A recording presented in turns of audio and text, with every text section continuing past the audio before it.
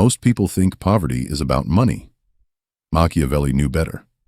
Here are 10 brutal strategies to build real wealth on a low income. No luck required. Machiavelli believed a wise ruler prepares in calm times for the storms that are certain to come. Most people wait for a lucky break instead. These 10 strategies don't wait for luck. They build power quietly, one decision at a time, no matter what you're earning right now. Drop a comment as we go telling me where you stand on each one. Let's begin. Number 1. Pay your future self first. Machiavelli understood that any ruler who spends everything he has, the moment he has it, is a ruler with no foundation. And no foundation means no real power when trouble arrives. The same law applies to an ordinary paycheck. The moment money lands in your account, before rent, before groceries, before anything else touches it, a portion moves immediately into savings. Not what's left over at the end of the month. There is never anything left over at the end of the month, for anyone, at any income level. The money has to move first. While it still belongs entirely to you, and not yet to your bills. Picture 2 people earning the exact same salary. One waits until the end of the month to see what's left to save, and somehow, every single month, nothing is left. The other transfers 10% the second it arrives, before it has the chance to disappear into a dozen small decisions. On a $3,000 paycheck, that's $300 gone before it's even been seen. A year later, one of them has a foundation. The other has an explanation.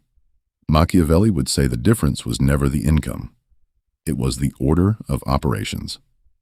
This is what Machiavelli called the discipline of foundations. He observed that the rulers who survived crisis after crisis were never the ones who reacted well in the moment of danger. They were the ones who had quietly prepared for danger long before it arrived, when everything still looked calm and there was no obvious reason to bother.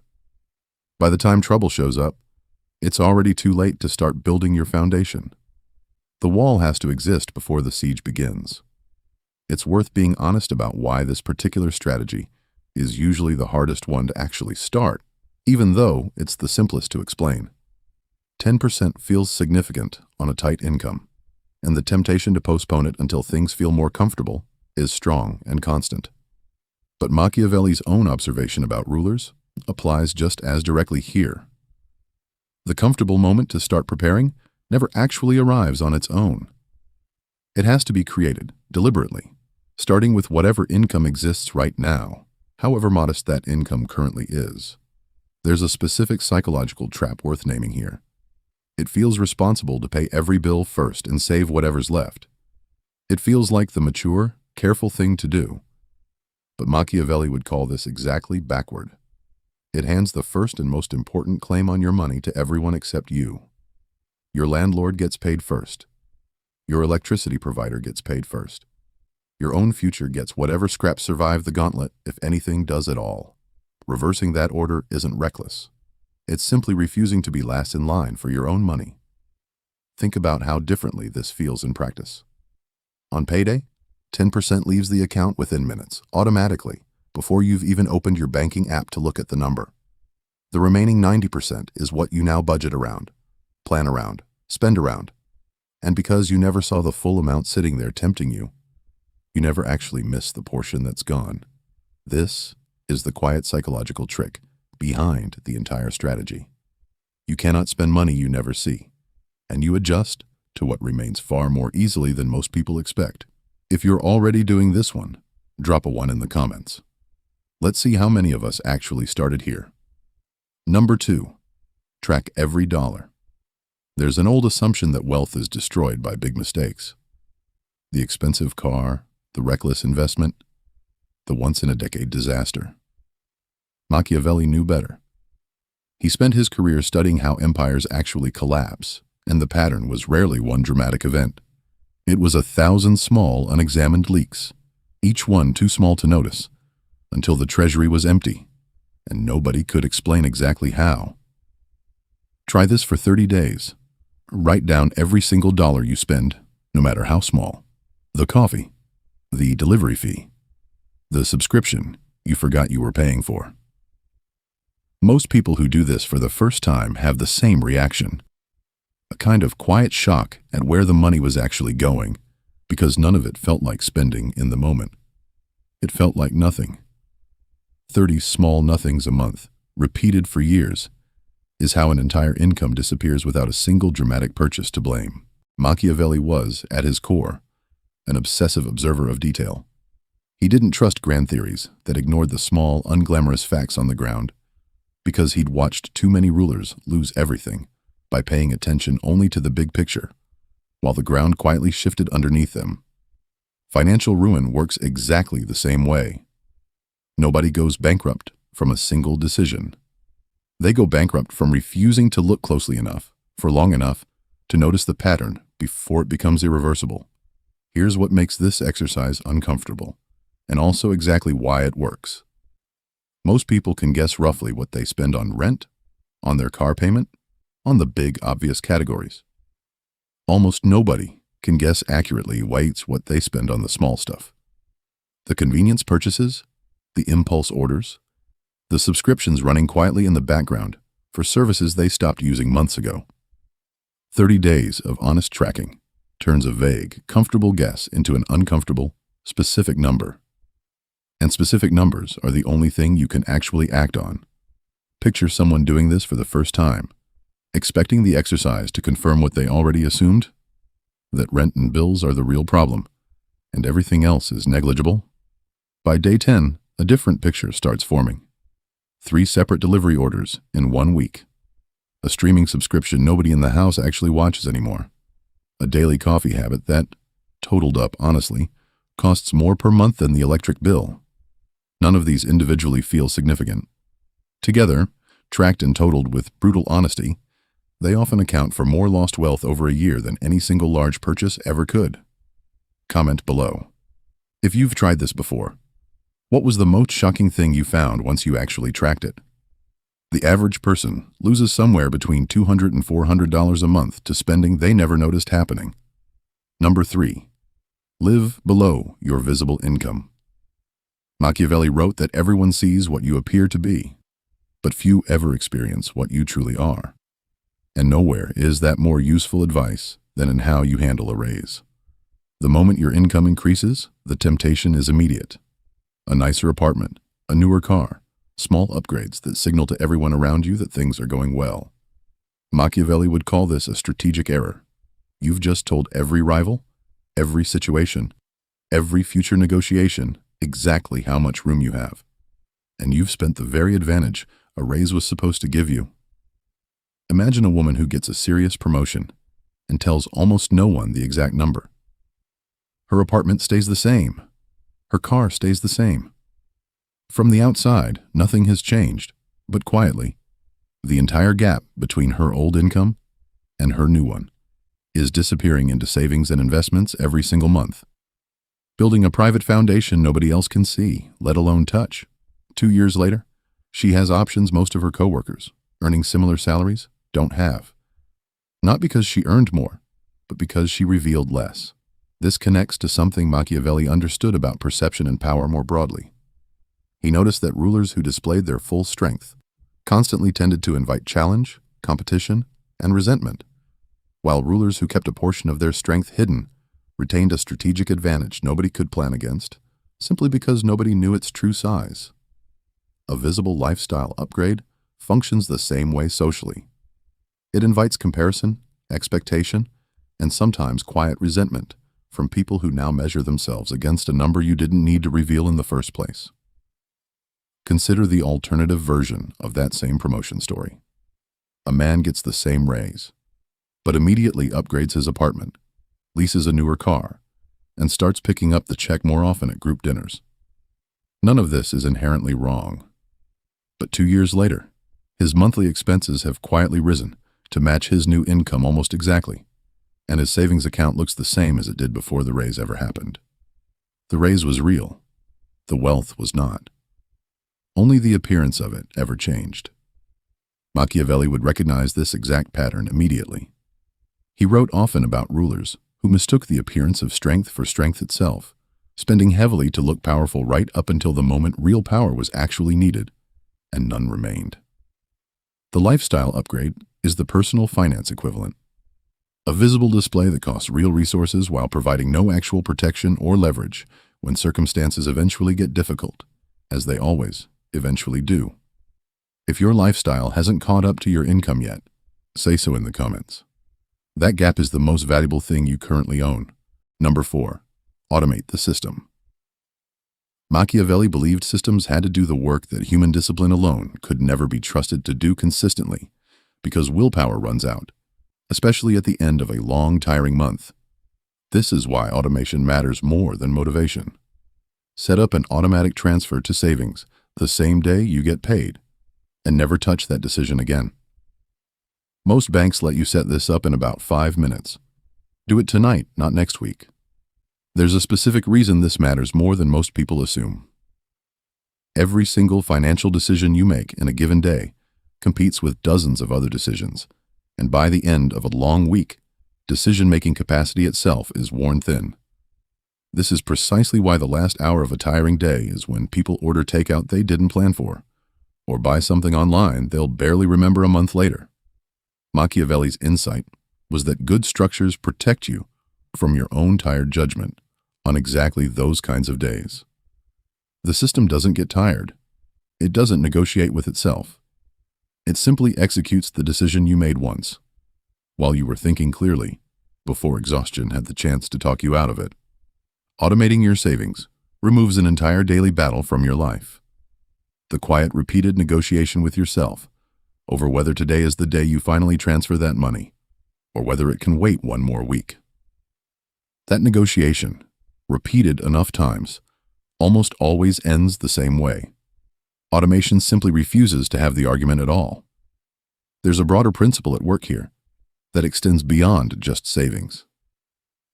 Every part of a financial plan that depends on remembering, on feeling motivated, on choosing correctly in a tired or distracted moment, is a weak point waiting to fail eventually, no matter how well-intentioned you were when you first set the goal. Machiavelli built entire strategies around removing exactly this kind of fragility from a ruler's plans, replacing hope and good intentions with structures that simply function on their own, regardless of mood, energy, or circumstance on any particular day. If this is already automated, drop a check mark in the comments. If not, tell us what's stopping you. It might be the exact barrier someone else needs to hear. Quick pause here. If this list is useful so far, hit subscribe and the bell, because the next one goes even deeper. Now, back to the list. Number 5. Build a small emergency fund first. Every fortress Machiavelli studied had one thing in common before it had anything else. Walls. Not luxury. Not decoration. Just enough protection to survive the first attack. Personal finance works the same way. Before investing, before any ambitious plan, you need a small wall between yourself and disaster. $500, set aside and untouched, exists purely to absorb the first hit. Think about what actually derails most people financially. It's rarely a huge catastrophe. A flat tire, a medical copay, a cracked phone screen, a small car repair. Any one of these, arriving at the exact wrong moment, with nothing set aside, goes straight onto a credit card instead, and a small inconvenience quietly becomes long-term debt. $500 sitting untouched in an account is the difference between a bad week and a bad year. If 500 feels out of reach right now, start with 50. The habit matters more than the amount. You can grow the number later, but only if the habit already exists. Machiavelli wrote extensively about the danger of building anything impressive on an unstable base. He used the image of a magnificent building constructed on poor foundations, doomed from the very beginning, regardless of how beautiful the upper floors eventually looked, because the collapse was already guaranteed in the ground beneath it. Ambitious financial goals, aggressive investing, big career risks, bold moves, sit on exactly this kind of unstable ground when there's no buffer beneath them. One unexpected expense, and the entire ambitious plan gets interrupted, sometimes permanently, just to cover something a $500 cushion would have absorbed without any disruption at all. There's also a psychological shift worth naming that most people don't expect until they experience it. The first time an unexpected expense hits, and there's actually money set aside to cover it, without panic, without a credit card, without a spiral of anxiety, something changes in how a person relates to money altogether. It stops feeling like a constant emergency waiting to happen, and starts feeling, for the first time, like something that can actually be managed. Compare two versions of the exact same bad week. In one version, the car needs an unexpected repair, and the bill goes straight onto a credit card, quietly adding interest on top of the original cost, a small emergency turning into a slow-moving one that lingers for months. In the other version, the same repair gets paid directly from the $500 cushion. The account gets rebuilt over the following weeks, and by next month, it's simply a memory, rather than an ongoing monthly payment. The repair cost the same amount in both stories. Only one of them cost extra, indefinitely, for the privilege of not having been prepared. If you already have 500 saved, drop a 1 in the comments. If not, tell us your target date. Saying it publicly makes it far more likely you'll actually hit it. Number 6. Kill high-interest debt fast. Machiavelli believed hesitation against a clear enemy was more dangerous than the enemy itself. High-interest debt is exactly that kind of enemy. Quiet, patient, and actively working against you every single day. You allow it to sit there untouched. It doesn't rest while you decide when you're ready to deal with it. The strategy here is simple and unforgiving. List every debt you owe. Pay the legal minimum on all of them, except one, the one with the highest interest rate, and throw every spare dollar you can find directly at that one, aggressively, until it's gone. Then move to the next. This isn't about paying off the smallest balance first for a quick morale boost. It's about attacking the debt that's costing you the most, every single day it survives. Machiavelli was famously blunt about the cost of half measures. He argued that injuries done to a rival should be done all at once and decisively, because drawn-out, hesitant harm only gives the danger time to grow stronger and more entrenched. High-interest debt behaves exactly like that kind of danger. Left partially addressed, a little extra payment here, a skipped month there. The interest keeps compounding in the background, regardless of your intentions. Indifferent to how busy or distracted you were that particular month, picture two people carrying the exact same starting debt. One spreads small extra payments evenly across every balance, feeling productive, feeling like progress is being made everywhere at once. The other concentrates every available extra dollar onto the single highest interest balance, ignoring the temptation to spread things out evenly. A year later, the second person's total debt is meaningfully lower, not because they paid more overall, but because they refused to let the most expensive debt keep compounding while attention was scattered elsewhere. There's an emotional cost to this strategy worth acknowledging honestly. Watching one balance shrink slowly while others stay untouched can feel discouraging, even unfair, especially in the early months when progress feels invisible.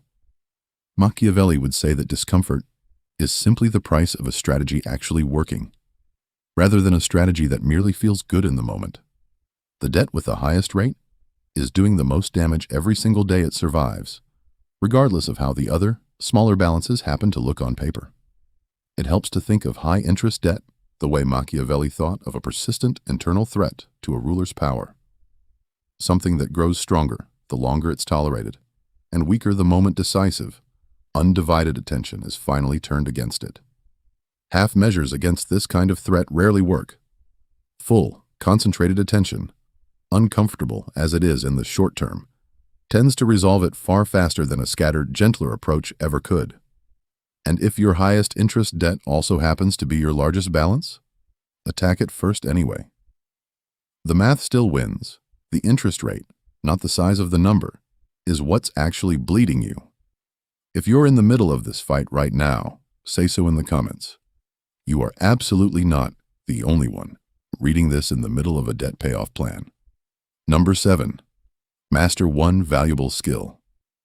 Machiavelli warned rulers against relying on borrowed armies, mercenaries, hired soldiers with no real loyalty, who could vanish the moment things got difficult.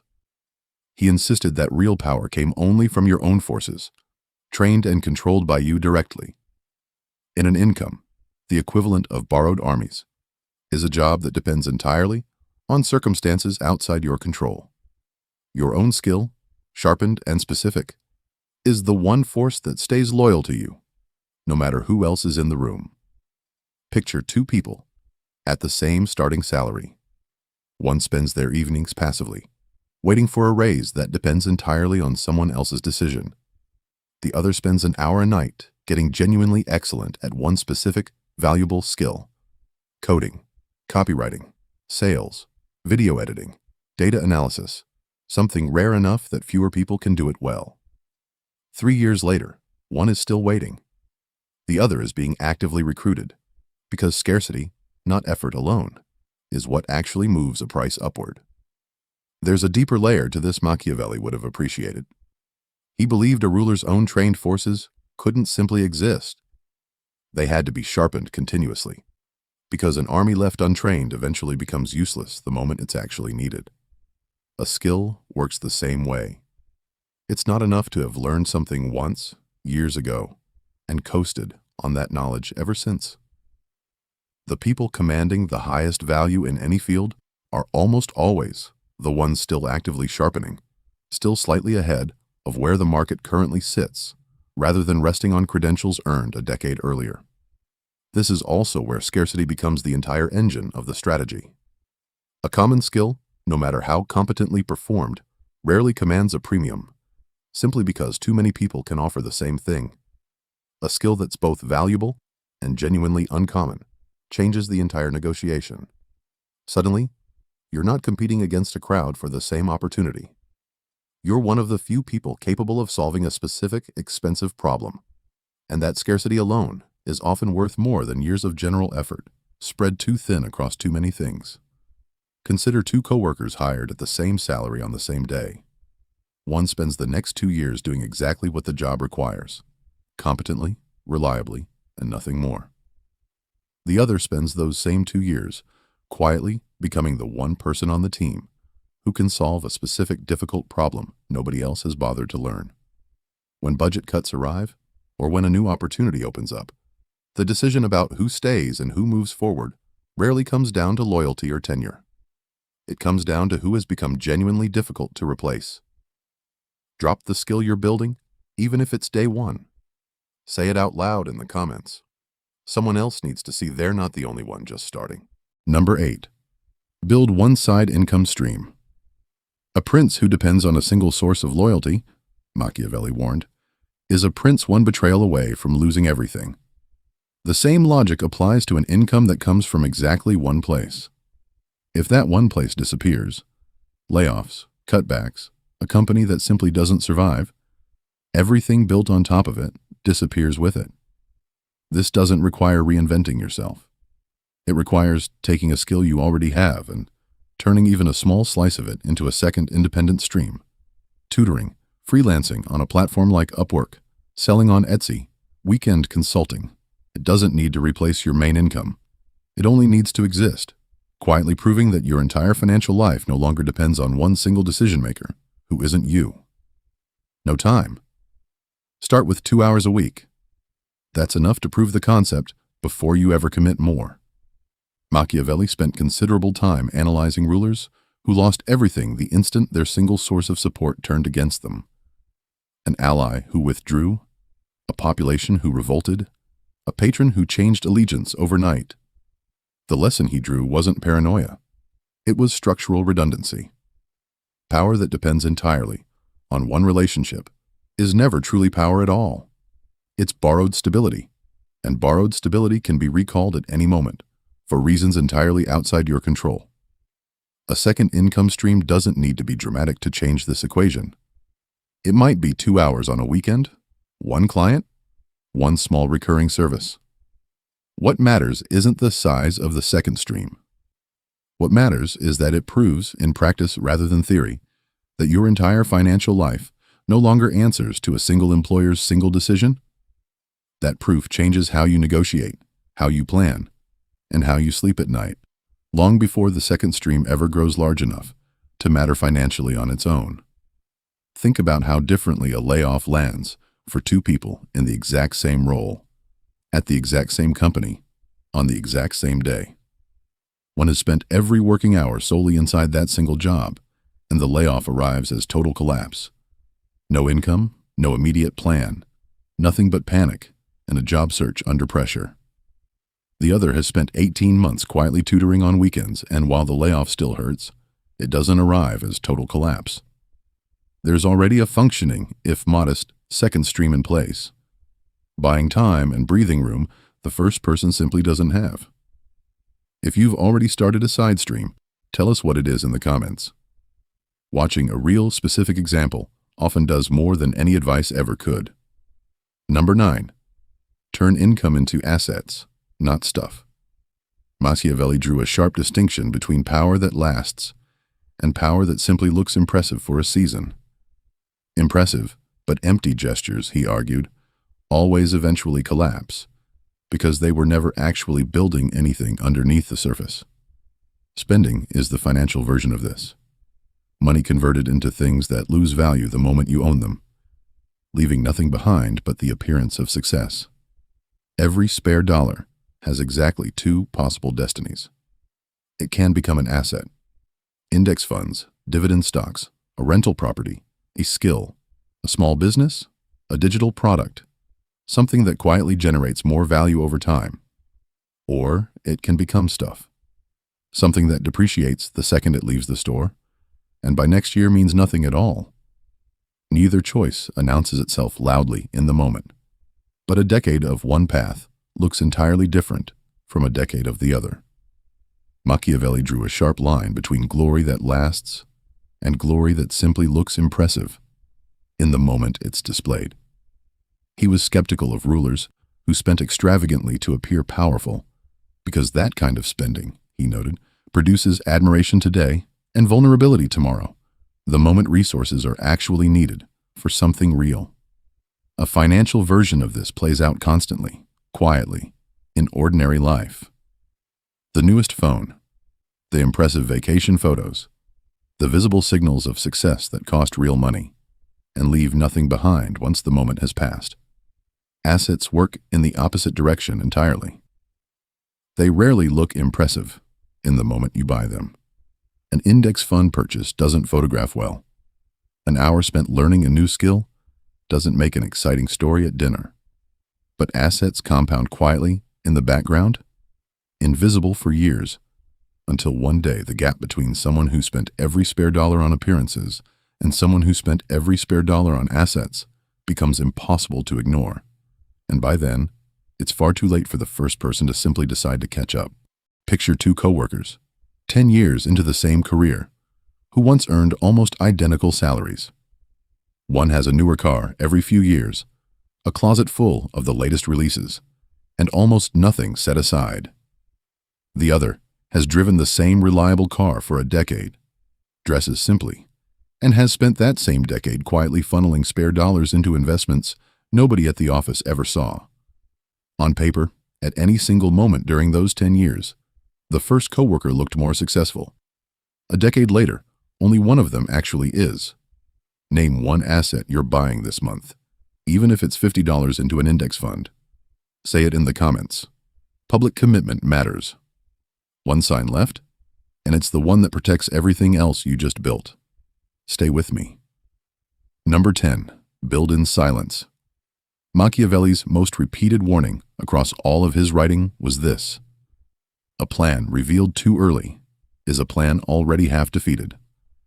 Announcing your ambitions invites resistance, comparison, and sometimes outright sabotage from people who, consciously or not, feel threatened by your progress before you've even finished building it. This is the final discipline, and often the hardest one.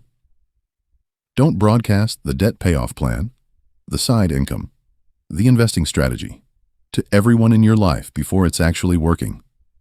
Let the results speak, quietly, on their own timeline. Move only when the timing is right, and let people notice the outcome instead of narrating the process. Silence isn't secrecy for its own sake. It's protection for something still being built. There's a specific reason this discipline is so difficult, and Machiavelli understood it well. Announcing a plan feels almost as satisfying as achieving it. The excitement, the validation, the sense of momentum from telling people what you're about to do. But that satisfaction is borrowed against the future, and it often diffuses the very motivation that was supposed to carry the plan to completion. Worse, it invites commentary, doubt, and sometimes quiet sabotage from people who, whether they mean to or not, have their own reasons for preferring you stay exactly where you currently are. Silence removes all of that noise, leaving nothing but the work itself and the results it eventually undeniably produces. Consider someone who announces loudly and early an ambitious plan to pay off every debt within a year. The announcement brings praise, questions, and a strange new pressure to report progress at every family gathering. 6 months in, progress has slowed, as it often does, and now there's an audience watching a plan that no longer feels exciting to discuss. Compare that to someone who says nothing at all, quietly executing the exact same plan, immune to outside commentary, free to adjust the timeline privately without explaining anything to anyone. A year later, one of them has a debt-free bank account and a quiet sense of accomplishment. The other has spent months managing everyone else's opinions about a plan that was never really theirs to narrate in the first place. Tell me, are you more of a build-in-silence person, or does going public keep you accountable? Either way, say so below. So here's what ties all 10 of these together. None of them require a large income to begin. Every one of them is about the order of your decisions, not the size of your paycheck. Pay yourself first, and the rest follows. Track what leaks, and the leaks stop. Live quietly below what you earn, and the gap becomes your foundation. Automate what willpower can't be trusted to repeat. Build a small wall before anything larger. Attack the debt costing you the most without hesitation. Sharpen a skill until it becomes leverage. Build a second stream so no single decision-maker controls your life. Convert spare dollars into assets instead of things that vanish. And build the whole thing quietly, letting results, not announcements, do the talking. Machiavelli never wrote about savings accounts or index funds, but the law he spent his life studying. That lasting power comes from preparation and quiet, deliberate action rather than luck or appearances. Applies exactly as well to a paycheck as it ever did to a kingdom.